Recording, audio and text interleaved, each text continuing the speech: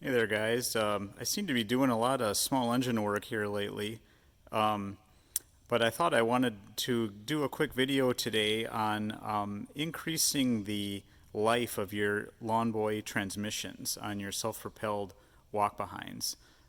So I have a particular affinity for the kind of the last of the lawn boy design mowers, before Toro bought them. I really like these the Gold Pro and Silver Pro Duraforce engines. I think Briggs actually made this engine. I think it's a Lawn Boy design made by Briggs, but it is actually a really good engine. Few issues here and there with shaft seals and jetting and things. Maybe I'll make a video on that some other time on kind of a crank seal replacement or lean surge or something. But what I wanted to talk about today, since I was kind of working on this one, and I've been doing this on all these lately that I've been working on, is adding a grease zerk to the transmissions. So I have a couple commercial guys that I keep these running for, and I got one guy that owns like 30 of these, and he runs them nonstop. I bet he has some of these with 1,000 or 2,000 hours on them, running 40 hours a week, and the engines, hold up. And usually, what kills these, 40-hour-a-week ones are the decks crack out. Like they'll crack out around where like the motor mounts are there, just from the flexing. The Gold Pros won't do that with the magnesium decks, but a lot of the around here anyway, the landscapers like these. They like the 10323, 10324s with the steel deck because they're just so much lighter. So if you're horsing them in and out of a van or off a trailer, they're just a lot easier to deal with all day. But anyway, aside from the deck, usually what dies on these on really heavy use is the transmissions. And even for a homeowner doing occasional use, you're going to get a lot more life if you add a greaser to these. So like you can tip the mower over, and you can add you can pull this plate off on the bottom and manually inject grease up in there. If you guys pull this plate off and you've never had it off on your lawn boy, you'll probably find that there's hardly any grease in there and probably a bunch of water. And what happens is eventually this top bearing that the engine drives for the self-propel, the bearing that's right underneath here or inside the casting there, will gall up or corrode from water getting into it from pressure washing or rain, and then this input shaft will start wobbling around, and it'll tear up your bevel gear set in there, and the drive will start slipping. So kind of what I've found with these commercial guys, if I add a greaser to it and I keep these things packed full of grease, they last way longer. For the homeowner, you might never have to get into the transmission on one of these if you keep them greased. So I just kind of wanted to show what I use to do this with. All you need to have for tools for this is a punch. I like to use these kind of machinist Starrett spring-loaded punches. You need to drill a hole in that aluminum case. You need a tap, and you need some grease fittings. So normally what I use are, I put in like a 8th 24 little short guy there. Seems to work pretty good. I'm going to film some of this video here maybe with one hand and just kind of show you guys typically where I put them. Another thing too, guys, is like the Gold Pros will have a 3-speed transmission that's shiftable. I found that kind of if you put this Zerk in a similar place, it should work on those too. And even if you go back to like the F-Series lawn boys, so you guys might remember like the ones with like the little, they've got a really small fuel fill kind of in the center back here, and they'll say like 4.5 or 5 horse on them. Those F-Series lawn boys are also really good machines, but they also lack this greasing capability. So normally what I do is I kind of put it right about in the center of the case here, kind of just just forward of like where this kind of round is on the case, and I'll push down. So you get a little dimple there for starting your drill bit. And normally I'll start with like a, doesn't really matter, maybe for today I'll start with this 9/64 bit. Fortunately DeWalt doesn't make these anymore, but I really like these impact ready bits that were made in Germany. I bought a whole bunch of these off Fleabay because I liked them so much. They really last long. DeWalt, if you're listening, go back to using these instead of those crappy China ones, because these German ones just last forever. So, sorry for the poor camera work here, guys. So,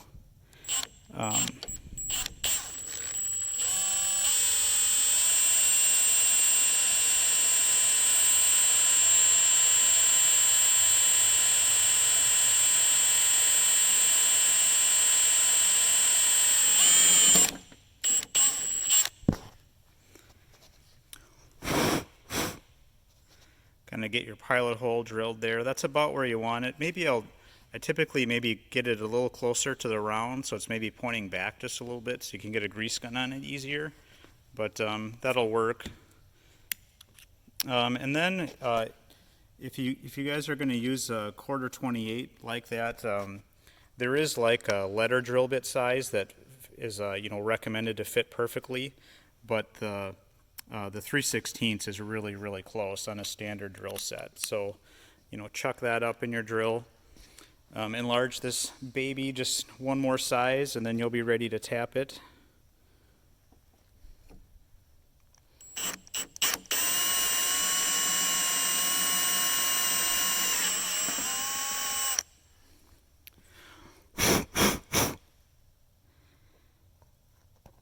Kind of what you guys want to see there.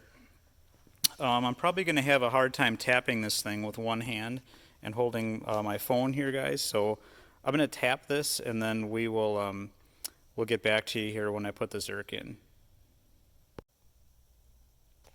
All right, guys, I have my ratcheting tap here started enough to kind of hold it so I can do this with one hand. So I'm just going to kind of finish tapping this guy out here. As you guys know, like, these taps are tapered. The tip is kind of pointy on a tap.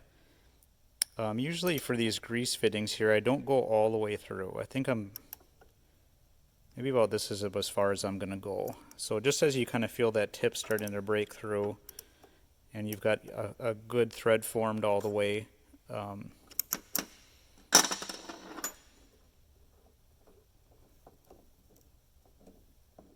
if you run the tap all the way through till you're kind of on the straight part of the tap, I found that the grease fitting, it might be possible to strip it out.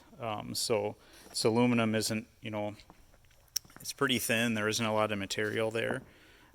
So you kind of want to give it the and it is a tapered thread that you're putting back in there, so you want to kind of give it a best of chances possible of getting good torque on it and not stripping out. So you just take your after we're tapped there, we'll take our little 1/4-28 grease Zerk here. We'll thread that in.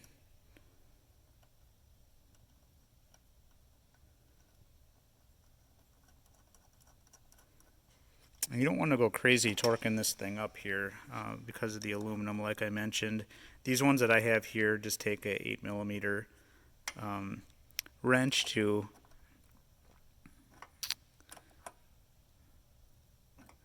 fit the flats properly.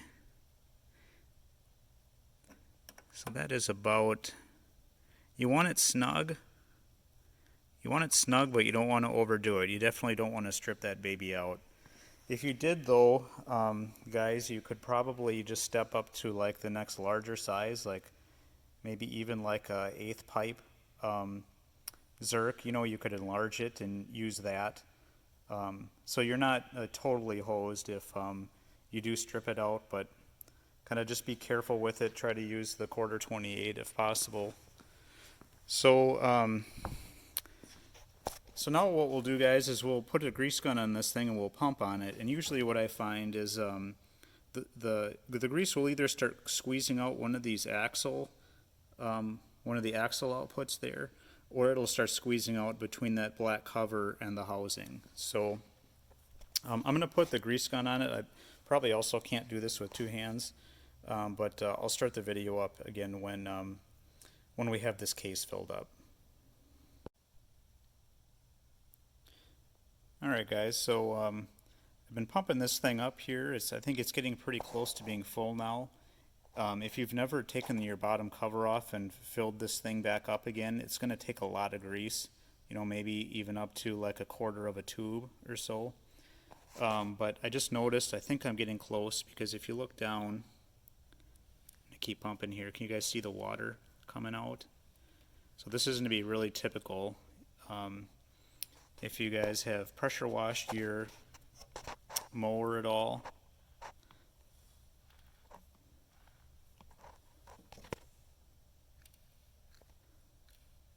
kind of having a hard time doing this with one hand here again, guys, but that joint there where you guys saw the water coming out is probably where the grease is going to start coming out now. And this is one of the big reasons we're doing this, is to, you know, push all that water out of there. You know, if you want to do the most thorough job kind of doing this, you could take that bottom cover off and also kind of clean your tap shavings out, you know, from inside, and really wipe all that old grease out of there. I know this one I've serviced at least once before, and I'm not going to do that complete job on it. I'm kind of in a hurry today too, but yeah. So I'm gonna just finish pumping this up here, guys. I can use my other hand again, and but just wanted to show you guys the water coming out. Okay, this transmission is full now. The grease actually started coming out kind of the left axle there. A lot more water came out as I was pumping it in. But yeah, that is full now. You know, pump it up till it's full. You won't hurt anything. One other thing, guys, is like the Gold Pros. You know, I think were built at Lawn Boy, and they put split conduit, like electrical wiring conduit, over the axle, and there's like a felt washer that came on those, like the Gold Pro models, to, I think, help kind of hold the grease in. And like this one's got something kind of wrapped around the axle. I'll have to cut that off, but I think the felt washer and the conduit kind of helps keep crap out of the transmission a little better, and protect those bronze bushings that are behind the case there. Also, while you're greasing this, guys, don't forget that these Lawn Boys have grease fittings on the final drives. So on the back side of each final drive, there's also one. And normally what I do is, I just did them now, but as I'm pumping the grease in there, I'll be rotating this wheel backwards. And when you feel, you'll kind of see the wheel kind of move out just a little bit as that cavity pumps up. And usually I rotate it backwards until I can feel that rocking key in the drive start to engage. And I'll pump a little bit more in, and then I'll kind of rock the wheel back and forth to kind of distribute the grease all around. But you don't want to overdo it, because those keys are gonna they're gonna engage, and it's gonna be like clicky when you start pushing it, and it will eventually work itself out. But you don't need to put a lot of grease in these. You know, 2 or 3 shots, 4 maybe, is about the most these ever take. Also, guys, while we're kind of talking about the wheels, the fronts are not greasable from the factory on these Gold Pros and Silver Pros, but you know, the commercial wheels are. So if you guys you know, look on you know, a part search engine for the Lawn Boys, and you look at like a 22261, which would be like the commercial version of the Gold Pro, those came with these steel greasable wheels. So if I rotate it here, you guys can see that it's kind of dirty down there, but you can see the Zerk there. So you can get greasable fronts for these. So if you're having to replace your wheels because they're wobbly, or the tread's all worn off, or they're broken, these commercial ones aren't really that much more, and if it's a mower that you're going to keep, it's probably worth the money. And there's also, you know, a commercial version of the rears also. It doesn't really matter as much on the rears because, you know, the final drive is greasable anyway. But it's just kind of nice that they look the same, and I actually like the tread pattern on the commercial better, especially on steep hillsides. I think you get better traction with that tread style. Maybe one last thing before I close this video out, guys. Maybe I should mention that, kind of just thought about this just now. So if you do have a situation where you've got a transmission and that input bearing is wobbling around because water got in there and it hadn't been greased, you can disassemble these transmissions and replace just that upper bearing. And you can get it from Lawn Boy, but I found that the Lawn Boy one is a cheap-ass Chinese bearing. And if you look up the bearing type, it's a 6203, and this one, I think SKF makes this one, but you could get any quality brand, you know, like a Koyo, Timken. If you could find a U.S. or a European Timken, that would also be fine.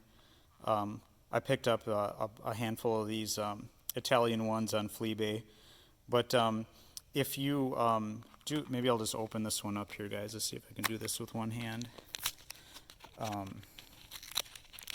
If you do order something like this and you guys find that you do the job and you get them with grease shields on both sides, normally I'll take the grease shield out of the side that's facing down into the transmission so that, you know, when you do this kind of grease fitting install, that you're pushing grease up into the balls and you're not it's not hitting the shield and keeping the keeping all the water trapped inside. So that's another thing I kind of do, and maybe a tip for you guys. So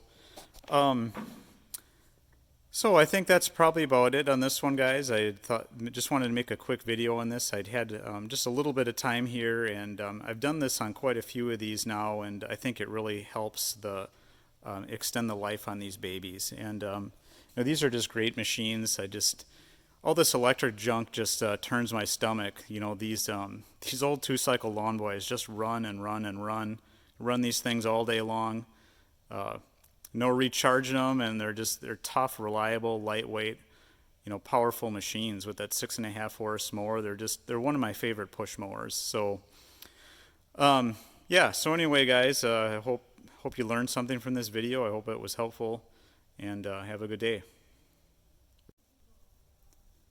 Hey guys, one of these days I'm going to get these videos done in one take here, but I thought of one thing after I closed out that last segment, guys. When you re-grease that transmission, just make sure you use a bearing grease. I've kind of been using this Deere polyurea grease, which I've really been liking since I switched to it. I always used to use like the Lucas products, but I'm here in the Midwest, and you guys might know that Menards isn't carrying the Lucas bearing grease anymore. They have like the red and tacky pin grease, but not the bearing. If you know what I mean, it was this green grease. So like you want a high-speed bearing grease like this. Mystic is another brand that makes one. But yeah, make sure you're using a high-speed bearing grease, not a pin grease. Yeah, I use I've switched over to McNaught for my grease guns because kind of Alamite, these red ones were always my go-to, but it seems like they've gone to China now too, and of course the quality's gone down. So yeah, if you guys are looking for a decent grease gun and you're frustrated with the Chinese takeover of poor grease guns, this McNaught's been working out pretty good for me so far. I believe they're made in Australia. Yeah, I think for sure that's going to wrap this video up, guys. Yeah, hopefully this was helpful. Have a good day, guys. Bye-bye.